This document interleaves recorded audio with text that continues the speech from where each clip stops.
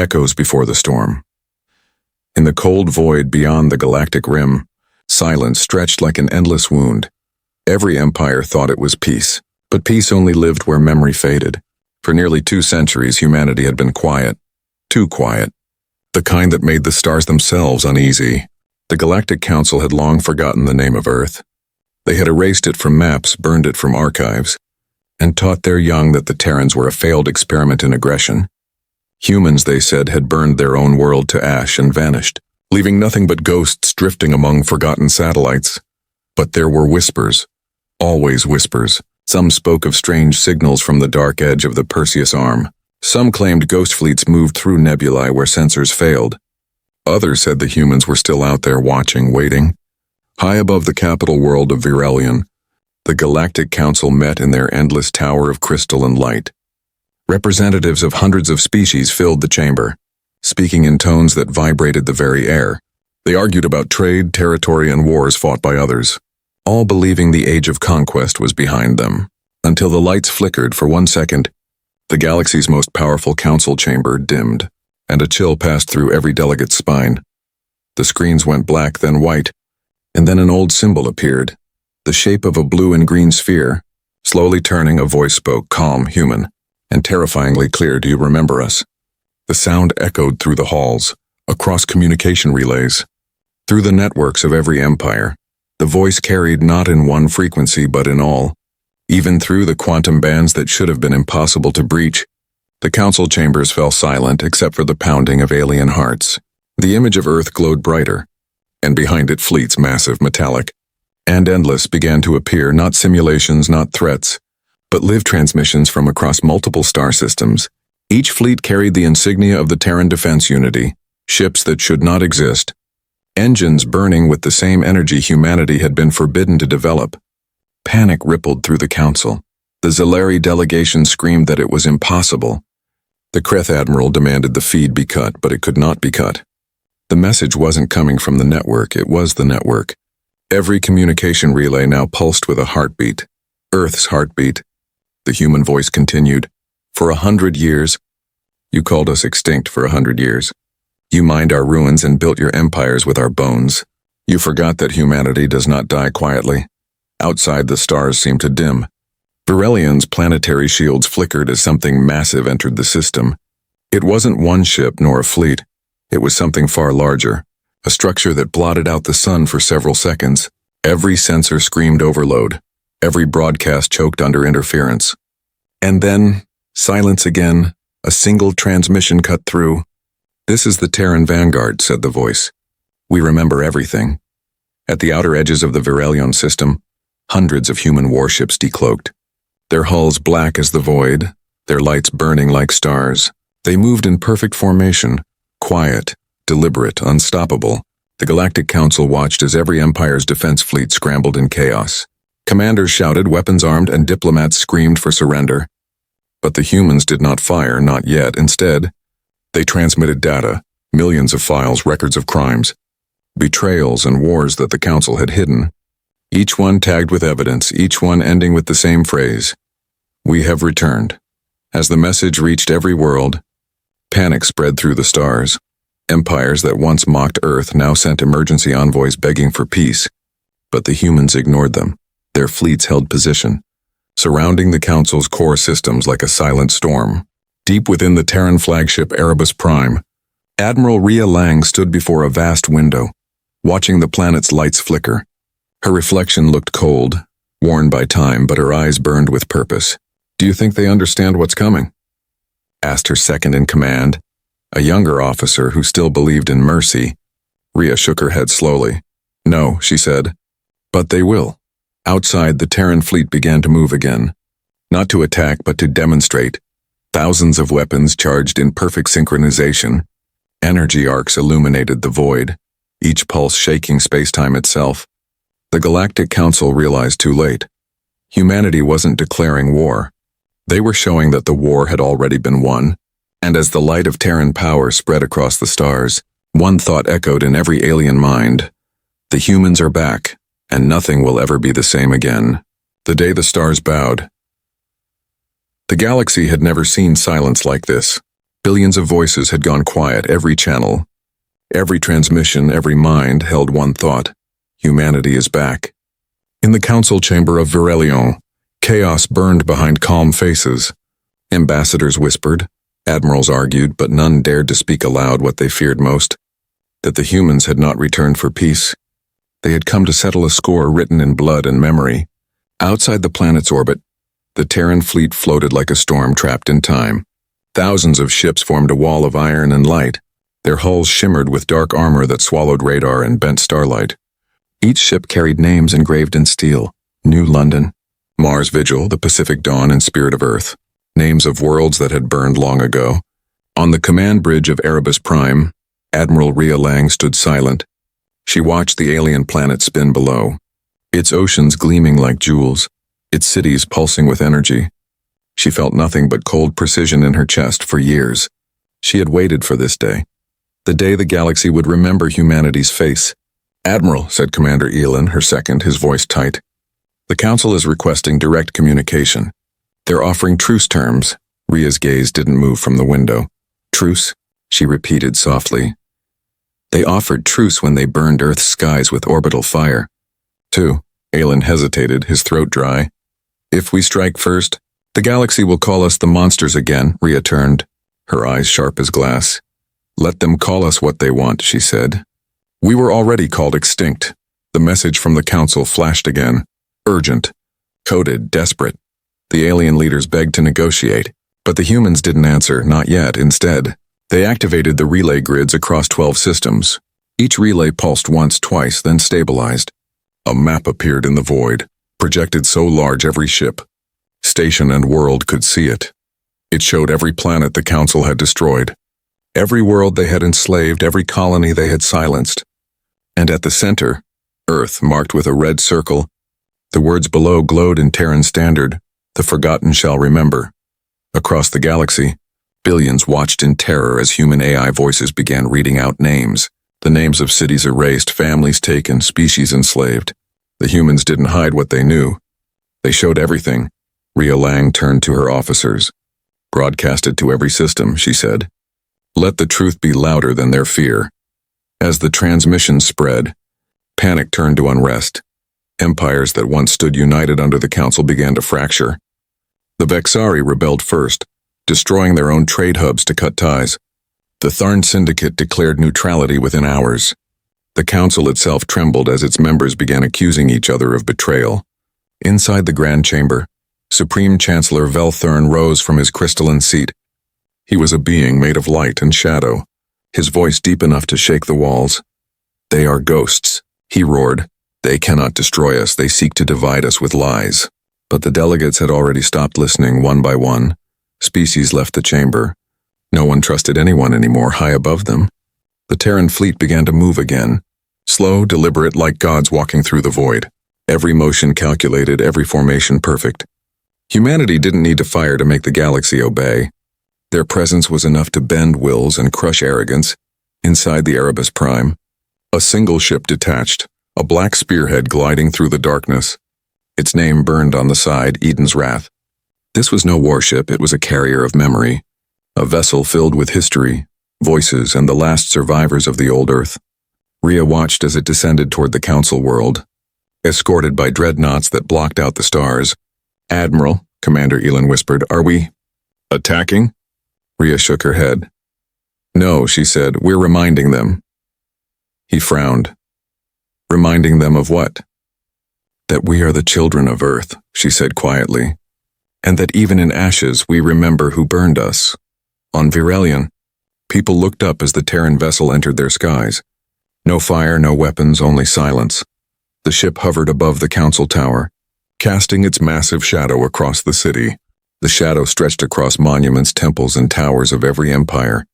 It was as if the world itself bowed beneath it. Then, in the heart of every alien mind, a voice echoed again, the same voice that had haunted them all night. It spoke softly, but each word struck like thunder. "You built your peace upon our graves," it said. "Now face the truth you buried." The Council Tower trembled as power grids failed. The great holograms of the galaxy flickered and vanished. And for the first time in centuries, the galaxy saw the stars as they truly were. Cold, Silent, endless beneath them, one truth rose like dawn. The humans had not come to conquer, they had come to judge. And as the Erebus Prime watched from orbit, Admiral Rhea whispered to herself, "This is only the beginning." The judgment of stars. The night side of Virelion glowed beneath 1,000 defense satellites. They spun nervously, their sensors locked on the Terran fleet. Each weapon armed, each admiral trembling. But the humans did not move, not yet. Admiral Rhea Lang stood before the main tactical screen of Erebus Prime. Her crew waited, silent as statues. Every system showed readiness. Rail cannons charged, drones deployed, orbital strikes primed, but she gave no order. To strike now would end it quickly, she thought. To let them see what they had created, that would last forever.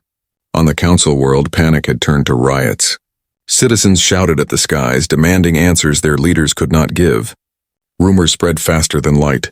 Some said humanity was an army of machines. Others said they were gods returning to judge their makers. But none could explain why the Terrans hadn't fired. Inside the council chamber, Supreme Chancellor Vel Thurn addressed the few remaining members. "We must act before they destroy everything," he said. His luminous hands trembled, flickering with energy. "Their silence is their weapon. They want fear to do the killing," an old Sereth scholar hissed from his corner seat. "No, Chancellor, they are waiting for something. They are waiting for us to lie again." Vel Thurn slammed his clawed hand on the table. "What do you propose we do? Offer them forgiveness?" But before anyone could answer, the chamber lights shifted. The holographic walls flickered and reshaped. A face appeared, not alien, not monstrous, but human. An old man with tired eyes and a voice that carried the weight of centuries. "This is Fleet Marshal Isaac Rains of the Terran Vanguard," he said.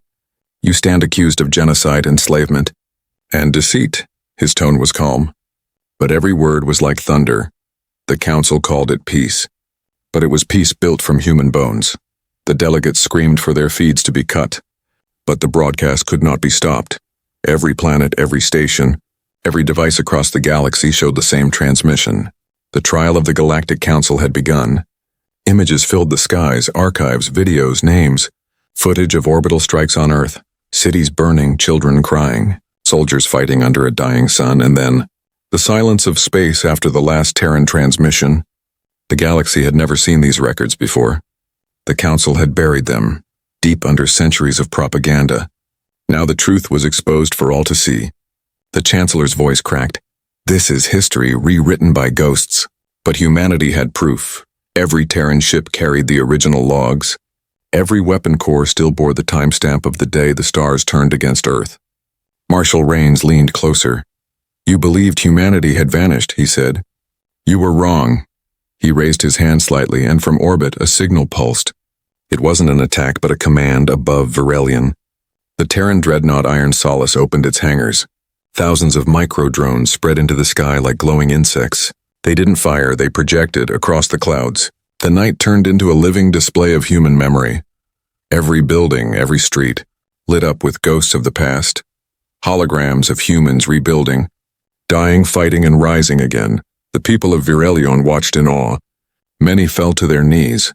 The galaxy had called humans savages, but now they saw them as something else. A species that refused extinction. Back on the Erebus Prime, Commander Elon spoke softly. "Admiral, the Council fleets are mobilizing across the outer rings. Should we engage?" Rhea didn't look away from the stars. "No," she said. "Let them gather. Let them think they still have control." Her voice hardened. "When we strike, it will not be for victory. It will be for understanding far away." At the edge of the galactic core, Terran sleeper fleets awoke. Hundreds of hidden carriers rose from dark matter clouds. They had waited centuries under silence protocols. Now they moved as one, from black space to blue light. They emerged like a forgotten army of legends. Across every communication band, one final message appeared, a simple phrase, glowing in the human tongue. "The judgment begins." Panic spread through the Council's allied worlds. Armies scrambled, shields raised, orders screamed.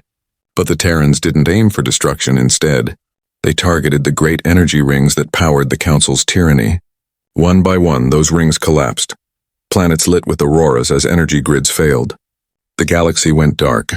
Rhea Lang watched from orbit, her reflection shining against the dying lights of a world that had ruled too long. Now they will feel it, she whispered.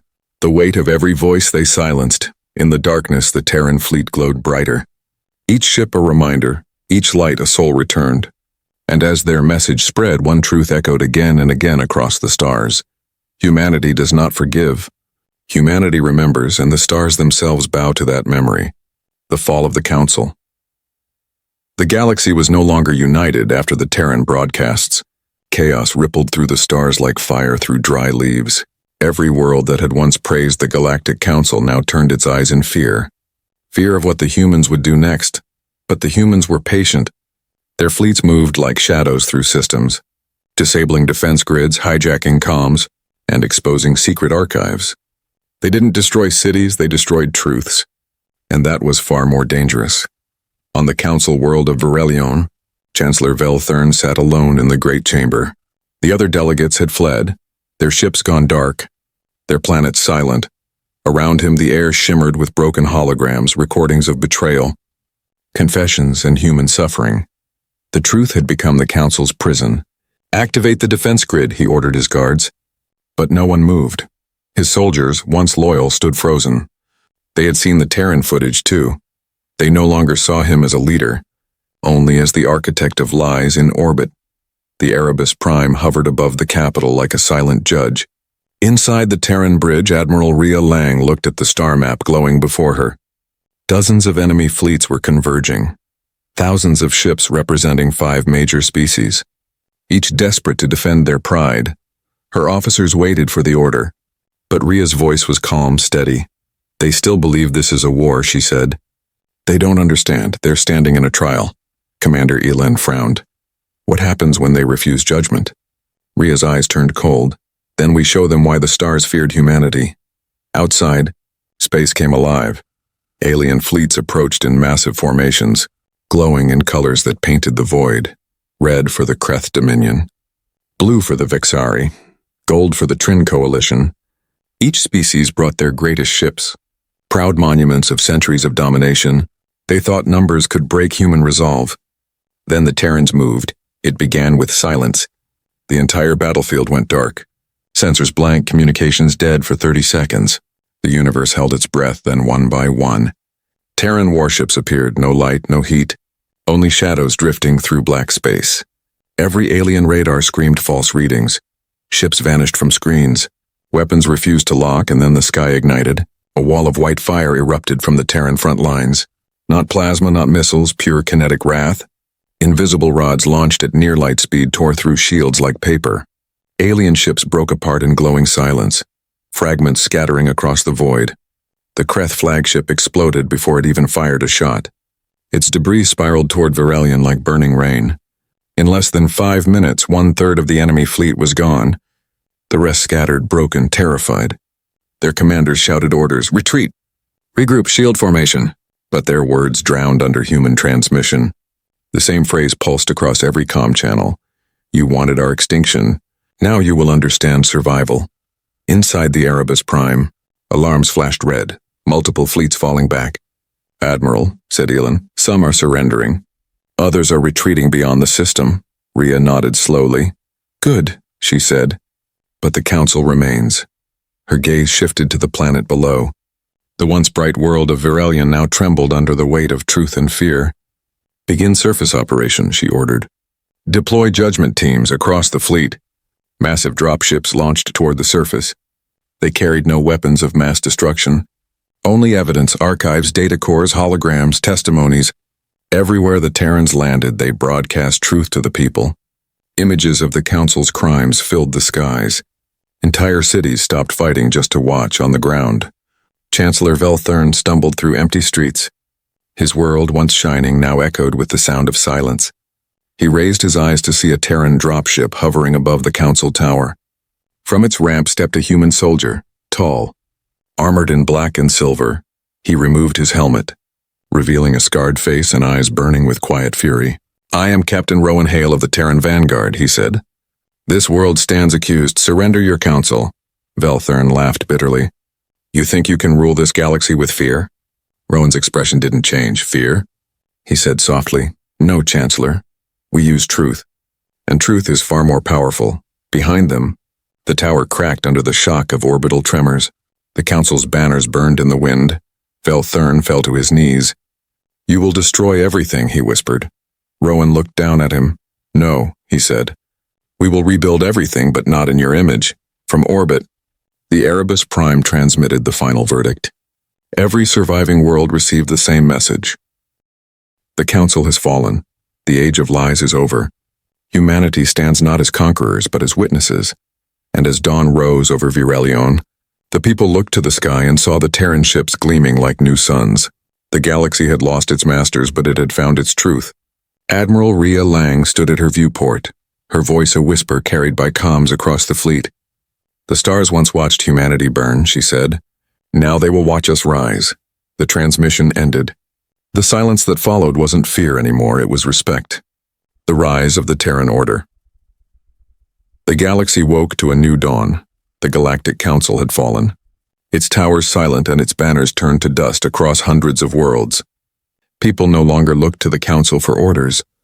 They looked toward the Terran fleets now orbiting their skies. Where there had once been fear, now there was uncertainty. And where there had once been silence, now there was truth.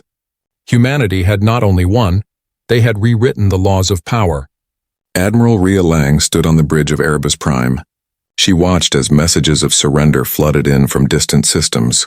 One by one, old empires pledged allegiance not out of loyalty, but survival, yet Rhea's heart was heavy. She had not returned to rule. She had returned to remind the galaxy of what it had forgotten. Honor, justice, and memory. The Terran Order was born that day. A council of humans and former alien allies who swore to rebuild the galaxy on truth.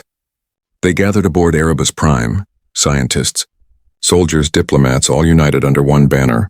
Their emblem, a burning star cradled by open hands, a symbol of creation through fire.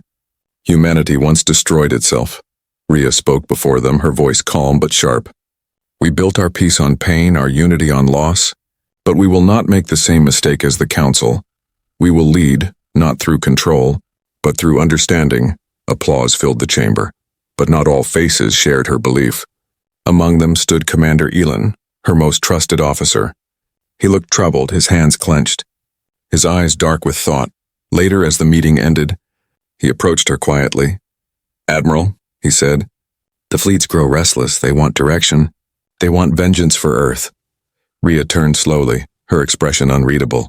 "Vengeance is easy," she said. "Justice is harder. That's why we're still here," but Elin shook his head. "Justice won't hold the galaxy together, Admiral," he said. "Fear will, and we already have that." Her silence was the only answer, and that silence began to grow between them like a crack in glass. Weeks passed. The Terran Order spread across the stars. They restored lost colonies, freed slaves, repaired systems the Council had abandoned. But beneath the order and hope, whispers began to rise. Some humans wanted to rule, not rebuild. They believed the galaxy owed them servitude, not gratitude. In the shadows of Virelion's ruins, a secret meeting took place. Officers wearing the Terran crest gathered in a dim chamber. At the center stood Commander Elin. He spoke with quiet fire. "The Admiral is weak," he said. "She seeks peace with those who murdered our world.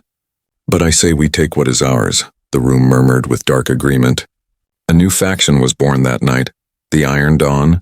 They believed humanity should rise as absolute rulers of the galaxy, not as its saviors. Meanwhile, aboard Erebus Prime, Rhea sensed the tension growing.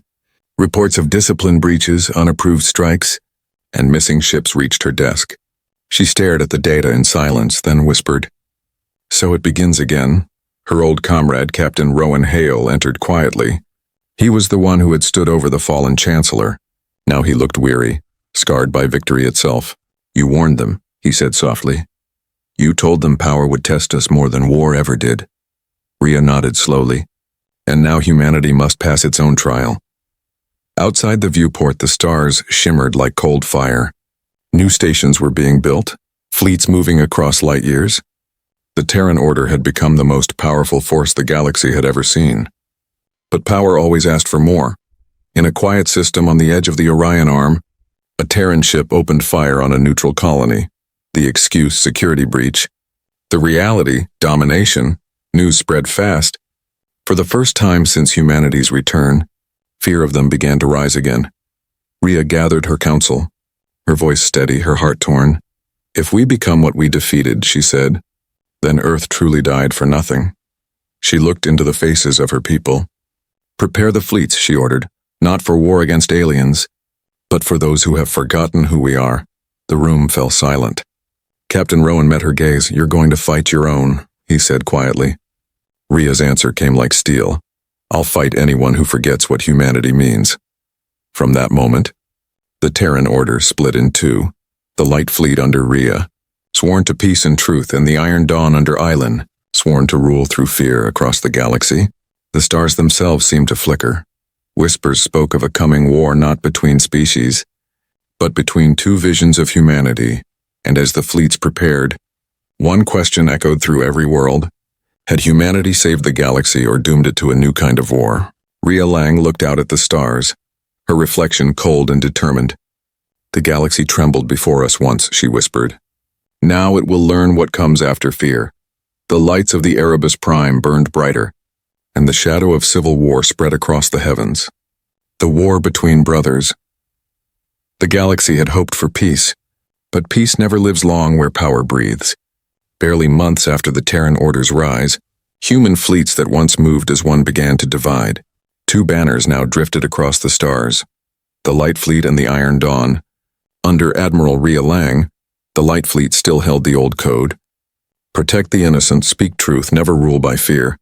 Under Commander Elin, the Iron Dawn marched with a different faith. Rule the galaxy before it ever dares to threaten Earth again. Humanity had become its own enemy, and the galaxy watched in dread as the children of Earth turned their guns on each other. On the bridge of the battleship Erebus Prime, Rhea stood before the void. The stars looked peaceful, but every one of them hid a fleet. A storm of Terran warships gathered in the dark, ready to fight their own blood. Reports from Delta Reach, Captain Rowan said, his voice low. The Iron Dawn seized 3 colonies and declared them protectorates, and they executed local leaders who resisted. Rhea's jaw tightened. They're using the same words the old council used, she murmured. History repeats itself too fast. Rowan looked at her with sad eyes.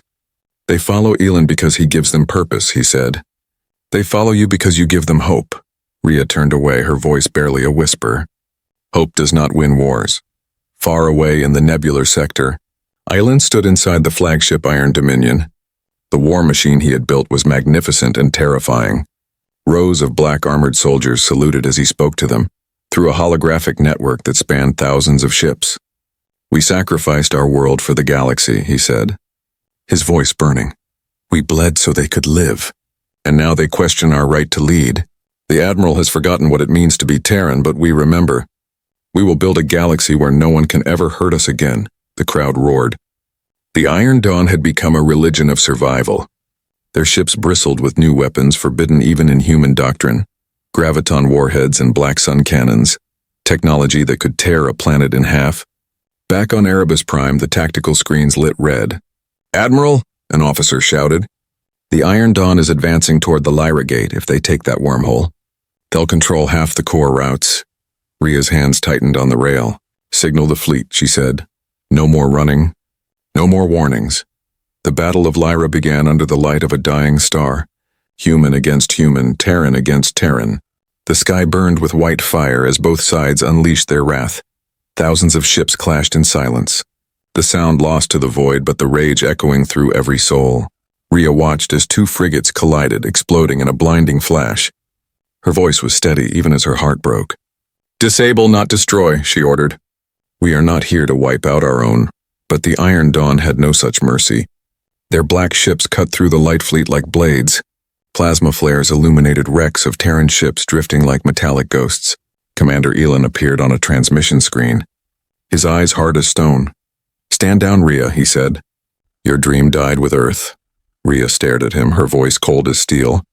Then I will carry its ghost alone. With a gesture, she activated the Echelon Protocol, a network of AI intelligences created before the war, designed to prevent humanity from ever fighting itself. For a moment, the battlefield froze. Every Terran system linked to the AI went dark, communications cut, weapons locked. Both fleets hung motionless in space. Caught in the grip of ancient code, Rhea spoke across the void, her voice heard by every human mind in the system. This ends now, she said, not with another fire, but with memory. She projected a hologram of Earth, blue, broken, beautiful. This is what we fought for. Not to own the galaxy, but to deserve it. For a long moment, no one moved. Then one by one Iron Dawn ships shut down their engines. Weapons fell silent, even Elan's voice faltered. You still believe we can be better? He asked. Rhea nodded once. If we don't, then what was the point of surviving? The Lyra Gate glowed behind them, its event horizon shimmering like liquid glass. Both fleets drifted in silence, surrounded by wreckage and regret. For the first time since the Council's fall, the galaxy saw not fear but humanity again. Rhea Lang lowered her head, her voice soft but steady. The war between brothers is over, she said. Now we must learn to forgive ourselves. And as the Light Fleet and Iron Dawn joined their beacons in the dark, the stars flickered once more, not in terror but in hope, the legacy of Earth. The war was over, but the galaxy felt older. The ashes of battle still drifted between the stars, and the light of wrecked ships shimmered like dying constellations. For the first time in centuries, the guns of humanity were silent. Admiral Rhea Lang stood on the command deck of Erebus Prime, outside the viewport. Two fleets once sworn to destroy each other now floated together, their beacons glowing side by side, Light Fleet and Iron Dawn. Two halves of one soul. The war between brothers had ended not through victory, but through remembrance. Captain Rowan Hale approached quietly, his armor still scorched from the last battle. They're rebuilding the colonies, he said softly. Even the aliens are helping this time. Rhea nodded slowly, her reflection caught in the glass. This was never about conquest, she whispered. It was about memory, and memory must be shared or it becomes a wound that never heals. Across the galaxy, change began. Worlds that once feared humanity now sent envoys to learn from them. Humans helped rebuild alien cities, repaired satellites, cured the worlds once poisoned by council greed. Everywhere the Terran emblem flew, it carried not threat but hope. Yet in the quiet of peace, new mystery stirred one night.